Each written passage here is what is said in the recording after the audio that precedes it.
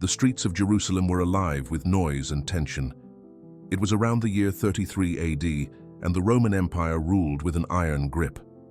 On this particular day, a Roman centurion, an experienced soldier in charge of 100 men, stood watch over a procession moving toward a hill called Calvary.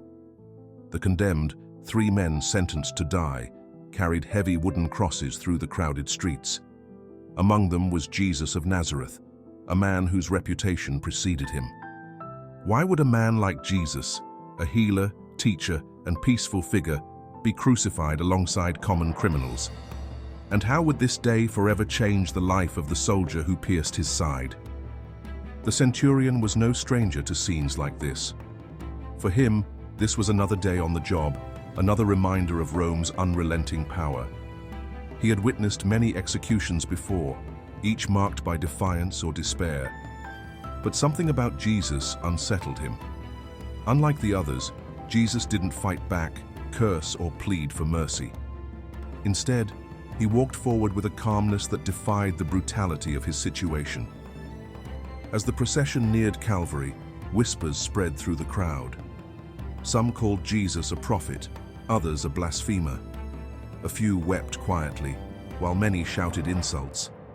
The centurion, indifferent to their opinions, focused on his duty.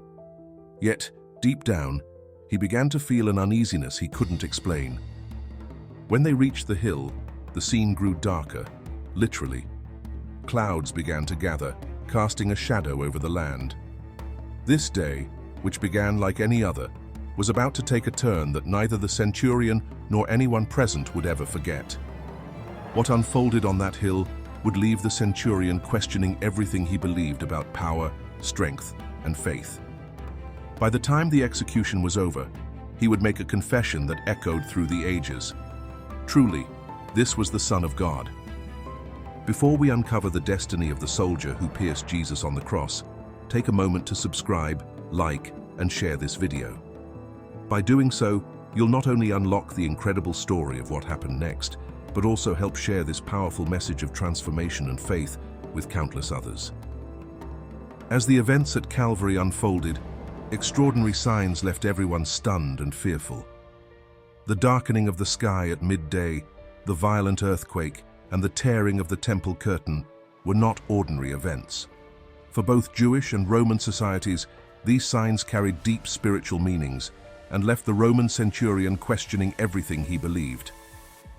At noon, an unnatural darkness covered the land. For the Jewish people, this was no random occurrence, it was a powerful sign from God. In their scriptures, darkness often symbolized judgment or the fulfillment of prophecy. The prophet Amos had warned of a day when the sun would go dark at noon as a sign of divine anger, Amos 8:9. Many in the crowd would have recognized this and felt a deep fear, wondering if this was God's response to what was happening on the cross. For the Romans, who believed in omens, the darkness was equally alarming. They often interpreted unusual celestial events as warnings from their gods, signaling anger or a major change in the world. To the centurion, who was familiar with such beliefs, the darkened sky seemed to confirm that this was no ordinary crucifixion. Soon after, the ground began to shake violently. Rocks split apart, and the earth trembled underfoot. Earthquakes, to both Jews and Romans, symbolized divine power. For the Jews, it echoed moments in their history when God's presence was revealed, such as on Mount Sinai. To the Romans, earthquakes were terrifying, often seen as signs of the God's wrath. The centurion, who had stood firm in battle, now felt a fear he could not explain. The most shocking moment for the Jewish people came when the temple curtain tore from top to bottom. This curtain separated the Holy of Holies, the most sacred place in the temple, from the rest of the world. Its tearing symbolized the end of the barrier between God and humanity. While the centurion may not have fully understood this, the reaction of the crowd around him made it clear that something deeply significant had just occurred.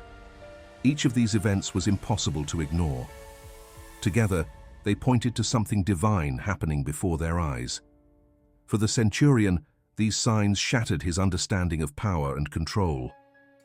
By the end of the day, he could only say what his heart now believed. Truly, this was the Son of God. As the hours passed at Calvary, the centurion's sense of duty began to clash with something deeper stirring within him. He had started the day as an executor, following orders with the practiced detachment of a soldier. But what he saw and heard from Jesus challenged him in ways he couldn't ignore. From the moment Jesus carried his cross through the streets, the centurion noticed something different. Unlike other prisoners who resisted or cursed, Jesus walked with a quiet strength, even as the weight of the cross caused him to stumble. This was not the defiance of a rebel or the despair of a defeated man. It was something altogether unfamiliar. As Jesus was nailed to the cross, the centurion heard words that stopped him in his tracks. "Father, forgive them, for they do not know what they are doing." Forgiveness for the very people who had mocked, tortured, and condemned him. The centurion had never encountered anything like this. It went against everything he understood about power and justice. These words began to unsettle his belief that strength came only from control and dominance. Then the signs began to unfold. The midday sky turned dark, an unnatural and heavy darkness that silenced the crowd. The earth trembled beneath his feet, splitting rocks and shaking the certainty he had always carried as a soldier. Even those around him, from the jeering crowd to his fellow soldiers, grew uneasy. The tearing of the temple veil added to the tension, a moment that deeply affected the Jewish witnesses. The centurion, though unaware of its full meaning, could feel its weight. These events forced the centurion to reflect on everything he believed about life and death, about what it meant to have true authority. He had always trusted in the empire's power, in swords and fear. But Jesus showed something different, a strength rooted in love, forgiveness, and sacrifice. When Jesus breathed his last, the centurion was no longer the same man. Overwhelmed by what he had seen, he spoke words that came from a place of newfound understanding. This man truly was the Son of God. A day that had begun with routine duty ended with a revelation that would stay with him forever. A realization that true power comes from compassion, and true kingship is marked by sacrifice. The events at Calvary unfolded amidst a sea of voices, each adding its own weight to the moment. Surrounding the centurion were soldiers, religious leaders, and followers of Jesus, each with actions and attitudes that painted a vivid contrast to his own journey of change. The soldiers under the centurion's command embodied the cold efficiency of the Roman Empire. They mocked Jesus mercilessly, dressing him in a robe, placing a crown of thorns on his head, and sarcastically calling him King of the Jews. At the foot of the cross, they cast lots for his clothing, treating the scene as entertainment. Their apathy towards suffering highlighted the very system the centurion had faithfully served. Yet, as he observed Jesus' quiet endurance, the centurion began to feel a dissonance, a sense that this man's strength was different, even in the face of such cruelty. Nearby, the religious leaders added their voices to the mockery, ridiculing Jesus' claims of divinity. "If you are the Son of God, come down from the cross," they jeered. Their taunts, full of scorn, contrasted starkly with Jesus' silence. To the centurion, who had been trained to associate authority with power and control, this display of restraint in the face of hatred seemed to hold a deeper strength. Among the crowd, the followers of Jesus grieved openly. Women cried out, their anguish breaking through the hostility surrounding them. The centurion witnessed one of Jesus' final acts as he entrusted the care of his mother Mary to a beloved disciple. Even in his suffering, Jesus showed a selflessness that stood apart from everything the centurion had seen in his life as a soldier. Each of these voices, the indifference of the soldiers, the venom of the religious leaders, and the sorrowful devotion of Jesus' followers, played a part in the centurion's transformation. Their contrasting actions emphasized the unique power of Jesus' example: forgiveness in the face of cruelty, love amid rejection. By the end of the day, the centurion was no longer the man he had been. The world around him felt different, and so did he. Before we dive deeper into the centurion's incredible transformation and the profound events at Calvary, take a moment to show your support. Hit the like button, subscribe to the channel, and consider leaving a super thanks to help us share this powerful message with more people. And don't forget to comment, "Jesus will return" below to affirm your faith and connect with others inspired by this story. Let's continue this journey together. As the chaos at Calvary unfolded, one thing stood out to the centurion: Jesus' silence. Amid the mocking, the shouting, and the jeering of the crowd, Jesus did not respond with anger or defense. For the centurion, who had spent his life believing that power was shown through force, orders, and domination, this silence was baffling. He had seen many men face execution, some defiantly yelling curses, others sobbing for mercy. But Jesus did neither. Even as the soldiers drove nails into his hands and feet, he spoke only words of forgiveness. His restraint in the face of unimaginable pain was unlike anything the centurion had ever witnessed.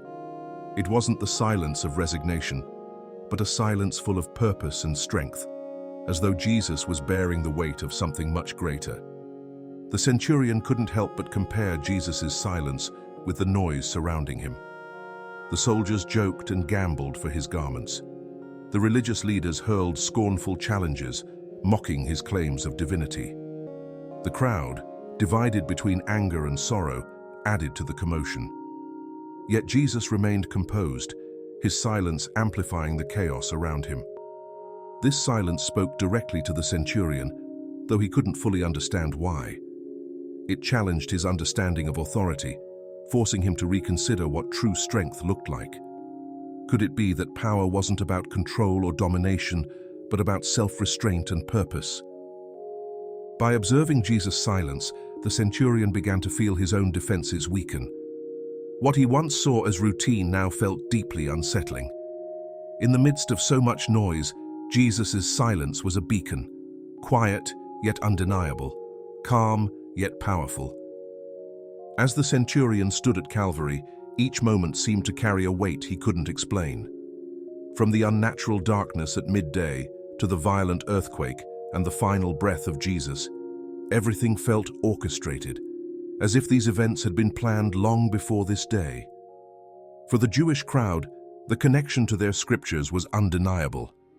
For the centurion, unaware of these prophecies, the growing sense of purpose behind the unfolding events was deeply unsettling.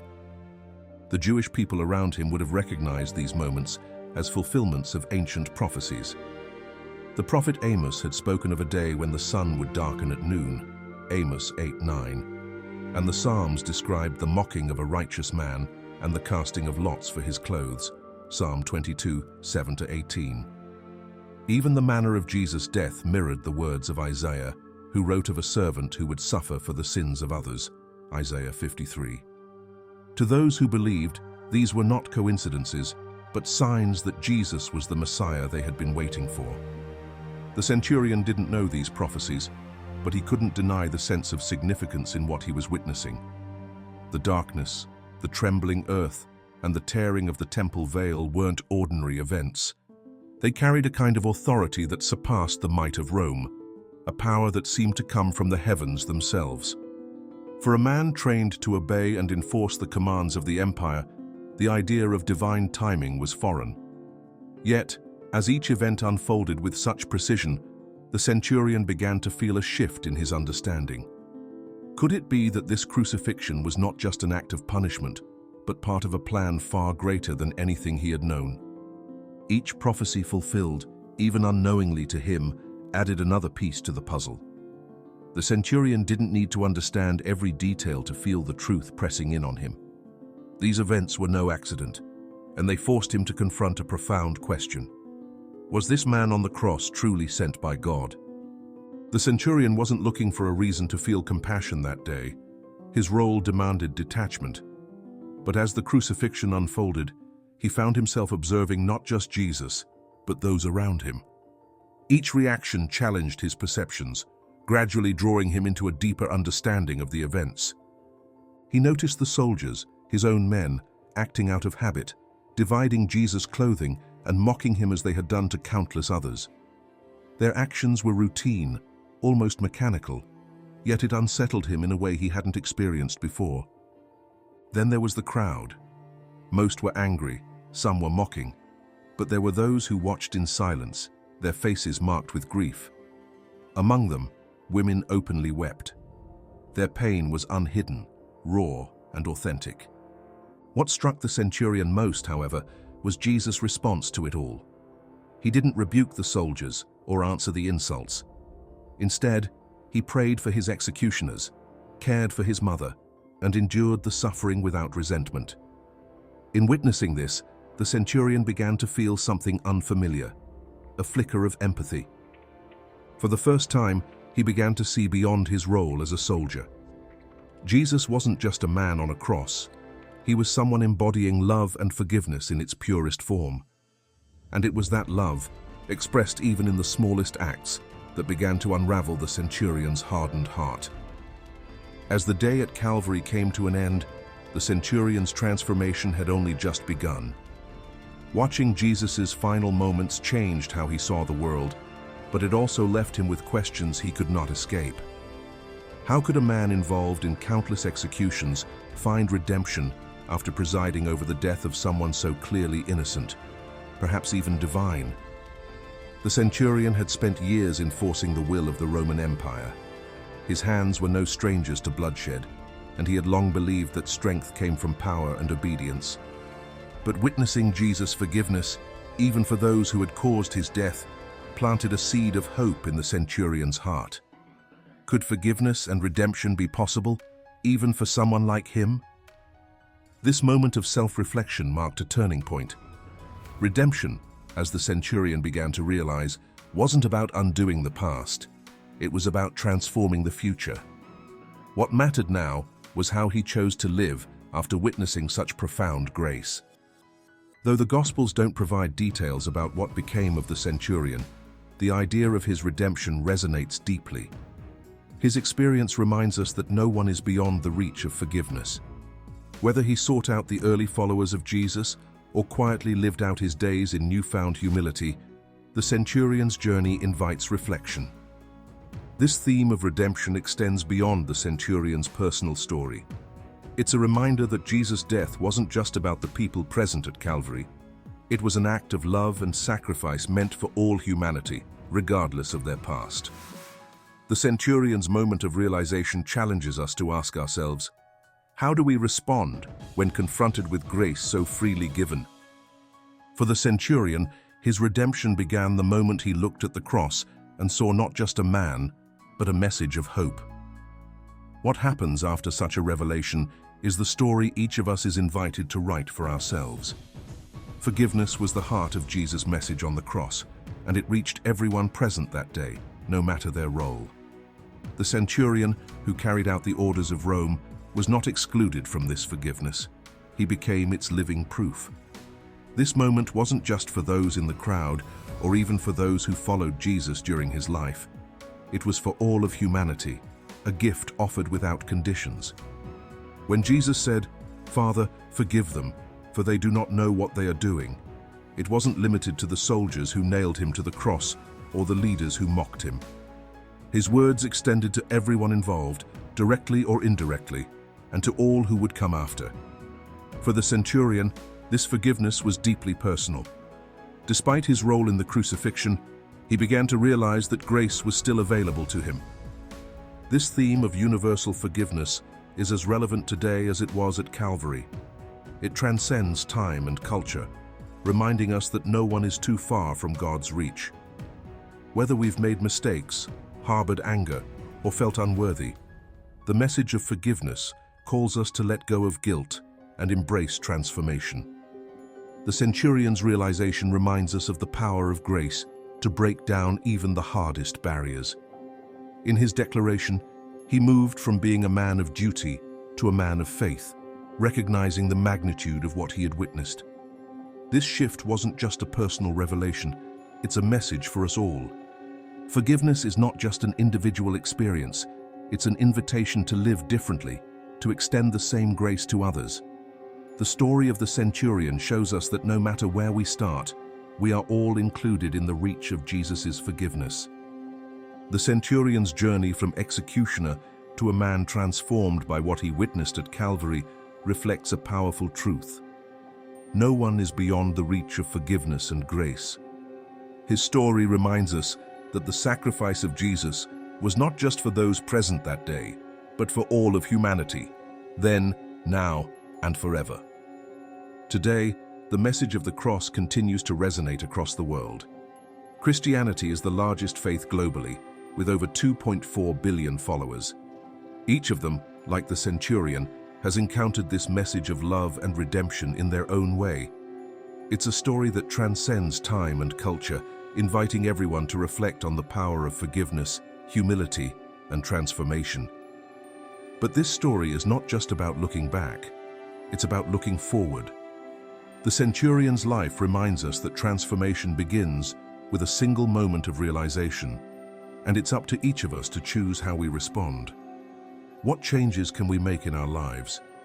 How can we extend forgiveness to others, even in difficult circumstances? If this story moved you, take a moment to reflect on its meaning and how it applies to your life. Share this message by hitting the like button, subscribing to this channel, and sharing this video with others who need to hear it. And if you believe in the hope of Jesus' return, write "Jesus will return" in the comments below. Let's keep this conversation alive, sharing the power of redemption and grace with the world. The centurion stood at the cross and found a new purpose. What will you do with the message of the cross in your life today?